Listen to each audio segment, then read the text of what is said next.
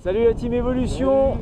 Aujourd'hui je suis avec Guillaume et puis on va compléter un petit peu la vidéo sur Via Ferrata mode d'emploi. Bon, j'espère que vous allez bien nous entendre parce qu'il y a un peu de vent aujourd'hui. On va parler un peu plus fort au cas où.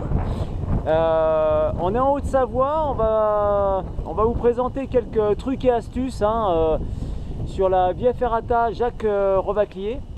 Voilà, ça se trouve à l'abbaye du Pommier. C'est une petite Via Ferrata bien mignonne. Ouais, très sympa. Mais avec un petit passage, ouais, il ne faut pas la sous-estimer non plus. Hein. Enfin voilà. Donc un petit complément par rapport à la vidéo Via Ferrata mode d'emploi. J'ai eu quelques retours en me disant ouais Siméon, voilà, qu'est-ce que tu prends comme chaussures par exemple, parce que tu nous as dit ouais il faut quelques vêtements machin etc. Mais t'as pas parlé des chaussures. Oui, alors j'ai pas parlé de tout. Alors les chaussures, ça c'est un petit peu, je dirais, c'est un petit peu vous qui voyez. Moi pour ma part, j'aime bien partir avec des chaussures tige haute, des chaussures qui grippent bien. Et puis pourquoi tige haute? Parce que on a une protection de la malléole, interne et externe. Ouais. Et puis si jamais vous mettez, voilà, tu te mets un coup de barreau dans la malléole, ça fait super mal. Et le fait d'avoir la malléole protégée, je trouve que c'est pas mal. Enfin voilà, ça c'était la première petite astuce. Et puis j'avais eu un retour aussi, ouais, comment tu restes en contact si tu as un petit groupe de 6-7 personnes entre le premier et puis le dernier de la Via Ferrata. Bon bah alors 6 personnes, ça fait déjà un joli groupe. Mais bon, si tout le monde est aguerri, c'est pas mal. Donc nous on reste en contact très simple avec des radios portatives, ce qu'on appelle communément des talkie-walkie quoi. Et puis ça permet de rester en contact le premier de cordée, le premier en tête de via avec le dernier de l'équipe.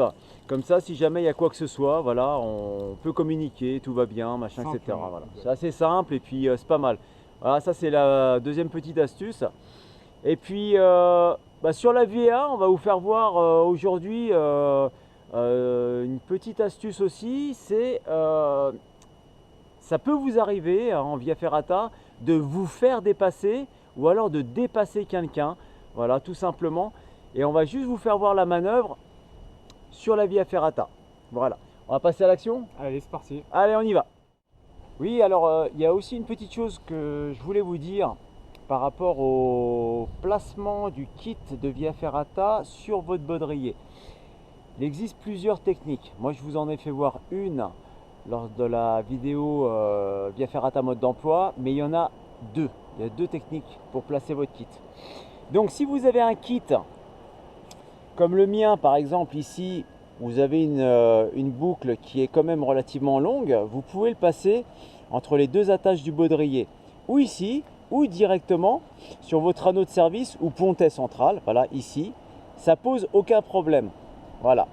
Donc après, quand la sangle, par exemple, est un peu serrée, bon là, Guillaume, il a lutté, mais il a réussi à la faire passer entre les deux attaches, mais ça pose aucun problème de fixer votre kit sur l'anneau de service. Ce que j'appelle l'anneau de service, c'est ça, c'est le pontet central qui relie en fait les deux attaches du baudrier.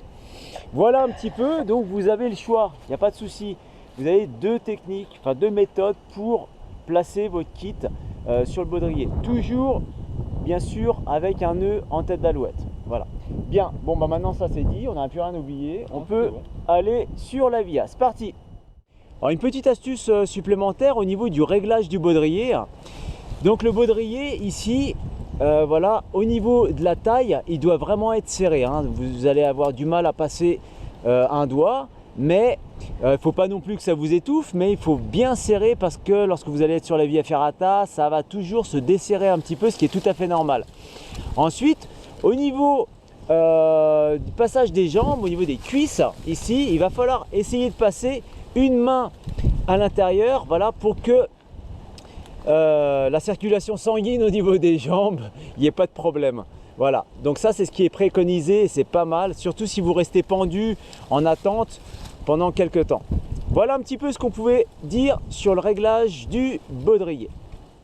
Donc voilà, l'exemple typique qui peut arriver, c'est que par exemple, moi je suis un peu plus lent aujourd'hui, puis Guillaume, il est plus rapide. Donc il va faire un dépassement.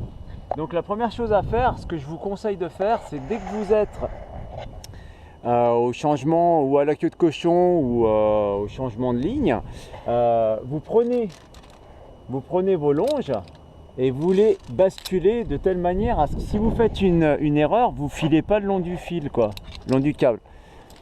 Une fois que le changement, vous avez réalisé le changement, voilà, ce que vous faites, bah vous collez au maximum près de la paroi et puis Guillaume, lui, il va passer gentiment et quand il va me dépasser, bah voilà, une longe à la fois, tac, il récupère la deuxième, il passe tranquillou et puis il peut poursuivre.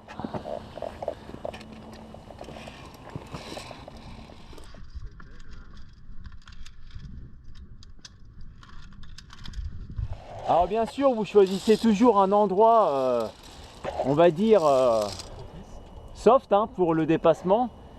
Évitez toutes les parois verticales, des choses comme ça. Donc là, c'est relativement cool. Hein, voilà, on a choisi un petit endroit super sympa pour faire le dépassement. Maintenant, c'est moi qui suis plus rapide. Et puis Guillaume, en fait, il va serrer à la paroi pour que je puisse passer. Donc là il est à un point d'ancrage au niveau de la queue de cochon. Il va juste passer en fait sa deuxième longe après la queue de cochon et puis là je vais pouvoir venir dépasser gentiment.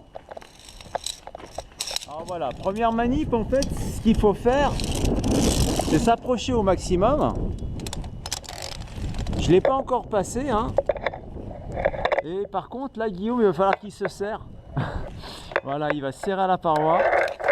Et puis moi je vais prendre ma première longe. Je vais voilà, je vais passer en fait tous ces mousquetons. Je vais prendre la deuxième ici. Alors ça c'est une chance sur 1000 hein. Je me suis mis en plein dedans, regarde moi ça. Tac. Je passe la deuxième longe et puis je vais aller la clipper après ces mousquetons et j'ai juste à passer. Si j'y arrive, ça va être un peu dur. Et donc voilà, le dépassement vient d'être fait. Et vous pouvez réaliser ces dépassements un petit peu dans des zones où vous tenez debout, c'est pas mal. Hein. Évitez de prendre des zones en surplomb, c'est pas la peine, parce que ça va être dur.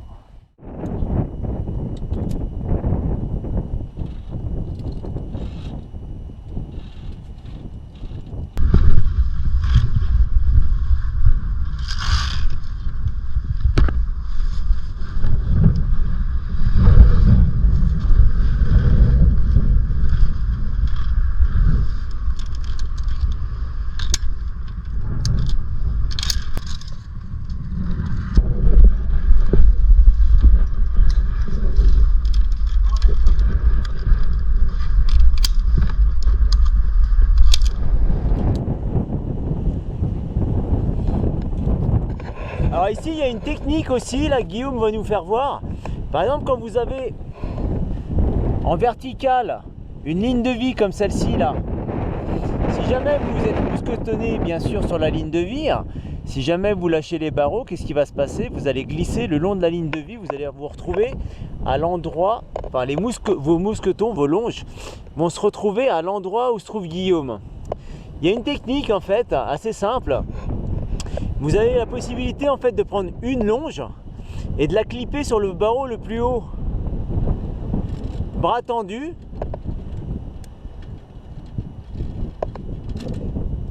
Voilà, ce qui va vous permettre, si jamais il y a glissade ou n'importe quoi, bah voilà, vous avez une de vos longes qui va pouvoir tenir. Voilà, c'est un exemple. Ensuite ici, voilà, dès que tu montes, tac. Puis on peut continuer la progression. Comme ça, vous êtes toujours en sécurité. Voilà, nickel.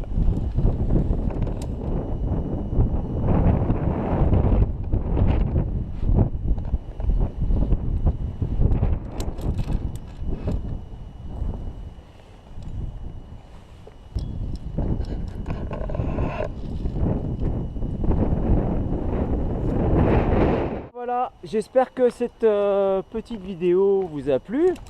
On vous a fait voir quelques astuces, voilà, quelques trucs. On essaiera d'en refaire une autre. Qu'est-ce que t'en penses, Guillaume? Ah ouais, tout à fait.